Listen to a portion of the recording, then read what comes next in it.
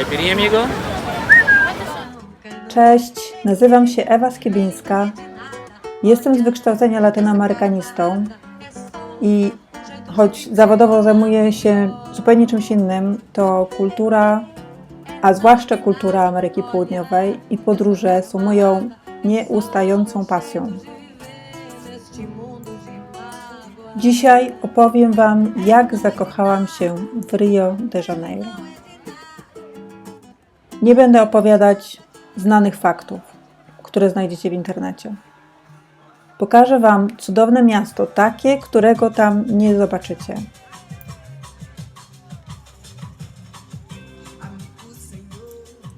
W grudniu 2018 jechałam do Rio już drugi raz. Różnica była jednak taka, że kupiłam bilet w jedną stronę. Nie wiedziałam, kiedy wrócę, nawet nie chciałam wracać. I mieszkałam w Rio praktycznie przez większość 2019. Miasto jest ogromne. W przeciwieństwie do finansowej metropolii, jaką jest São Paulo, atmosfera Rio de Janeiro od razu przypomina, no właśnie to, co widzicie na filmie, wakacje. Większość jego zakamarków tętni życiem, muzyką i to nie tylko sambą. Dość łatwo można zobaczyć na ulicy pokazy, grupy tańczące, rozmaite style lub po prostu muzykę. Jeśli natomiast chcecie usłyszeć konkretnie sambę na żywo, to zdradzę, że w tygodniu najlepiej udać się do centrum, w miejsce znane jako Pedra do Sal. Jest to popularny klub z darmową sambą na żywo, barami, jedzeniem, jednym słowem brazylijska impreza pod gołym niebem. Ponieważ wylądowałam w grudniu, to święta oczywiście spędziłam w Rio ze znajomymi i jego rodziną. Jak widać, święty Mikołaj i choinka są nieodłącznym atrybutem imprezy, nawet w Brazylii. Najbardziej jednak podobało mi się to, że nie były to statyczne święta za stołem, ale całonocna praktycznie podróż od jednego domu do drugiego, odwiedzanie całej rodziny. I dokładnie w Wigilię o północy niebo nad całym miastem rozbłysło od fajerwerków. Takie Boże Narodzenie było dla mnie całkiem nowym doświadczeniem i to nie tylko dlatego, że pierwszy raz spędzałam święta w tropikach. Również dlatego, że rodzina mojego znajomego mieszka w faweli. Taką nazwę noszą brazylijskie slums. Żyje się tam skromnie i lepiej samemu tam nie wchodzić. Do faweli można iść tylko z kimś, kto tam mieszka, nawet jeśli sam jesteś z innej faweli. Ja zawsze szłam w towarzystwie mojego przyjaciela. Największa fawela w Brazylii, Rocinha, znajduje się właśnie w Rio i jak większość ubogich dzielnic jest położona na stromych stokach gór, które wyrastają w środku miasta.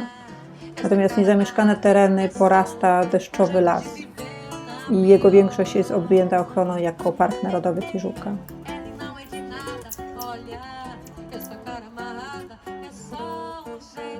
Dzikich zwierząt raczej karmić nie należy, ale jak widać trudno nie oprzeć się pokusie, bo małpki, które można spotkać właśnie w Parku Tijuca, wyglądają dosłownie jak żywe maskotki.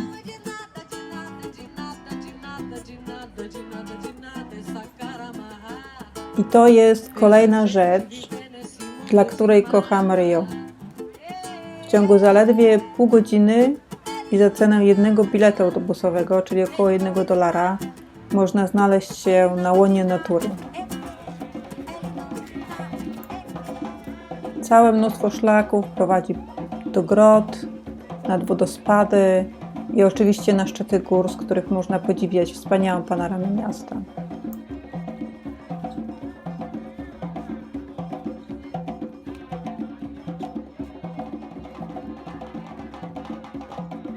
Najbardziej znaną górą jest oczywiście Corcovado ze słynną statuą Chrystusa Zbawiciela. Najpiękniejszy widok dla mnie na Corcovado jest z dzielnicy Urca i z punktu widokowego Doña Marta. Na Corcovado można wjechać bez problemu kolejką lub samochodem, natomiast na pozostałe trzeba się wspinać. Gavea na przykład uchodzi za trudniejszy szczyt, najłatwiejszym jest chyba Pedra Bonita. Najbardziej malowniczym, przynajmniej według mnie, Dois Irmãos, który można podziwiać, bilegując się na plaży w Ipanemie. Kolejnym niezapomnianym przeżyciem był dla mnie Sylwester.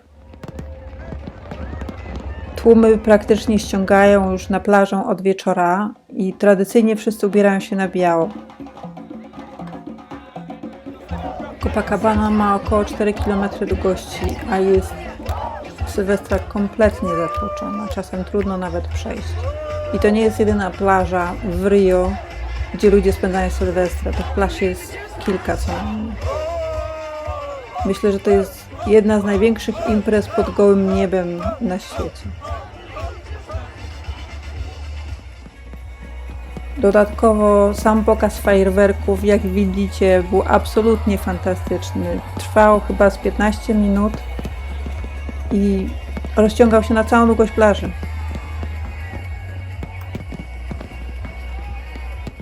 Wiele osób baluje na plaży aż do wschodu słońca, który jest równie niesamowity.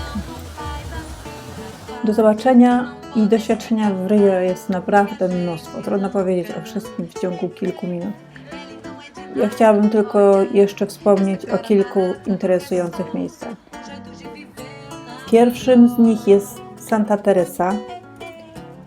Kiedyś była to dzielnica okazałych willi i kolonialnej elegancji. Dzisiaj jest centrum współczesnej bohemy, sztuki i oczywiście przyciąga turystów. Według mnie jednak najlepiej przejść się po prostu starymi, brukowanymi uliczkami albo udać się do muzeum w Parku Ruin. Zwłaszcza jeśli już wybierzecie się na popularne schody Selarona, które prowadzą właśnie prosto na Santa Teresę.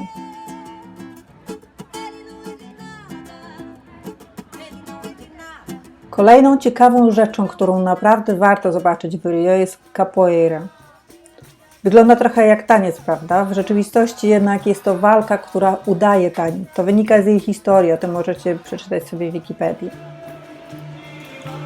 Ponieważ trenuję capoeirę od około 2 lat, to będąc w Rio oczywiście nie mogłam nie skorzystać z okazji i wziąć w tym udział. I muszę przyznać, że capoeiry w tej skali nie doświadczyłam nigdzie w Europie, co w Brazylii. W zgrupowaniu, które tu widzicie, można wziąć udział jedynie jako członek szkoły, natomiast czasami na festiwalach lub ulicznych jarmarkach można zobaczyć pokazy capoeiry. Zapraszam do odwiedzenia mojego bloga, gdzie znajdziecie więcej informacji na ten temat.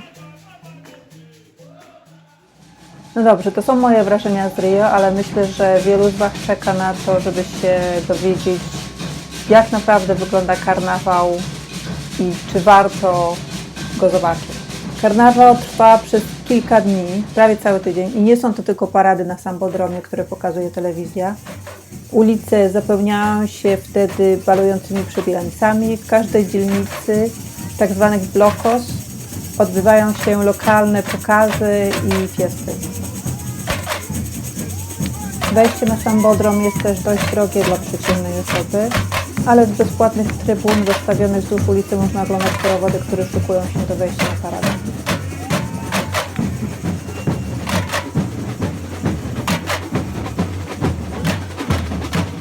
Rio de Janeiro jest naprawdę magicznym i niezapomnianym miejscem. Ja na pewno tam wrócę. Si Deus quiser, jak Bóg da, jak mówią Brazylijczycy. Zapraszam do subskrypcji mojego kanału i odwiedzenia bloga. Znajdziecie tam więcej informacji o tym wspaniałym mieście. Jeśli macie pytania, piszcie poniżej.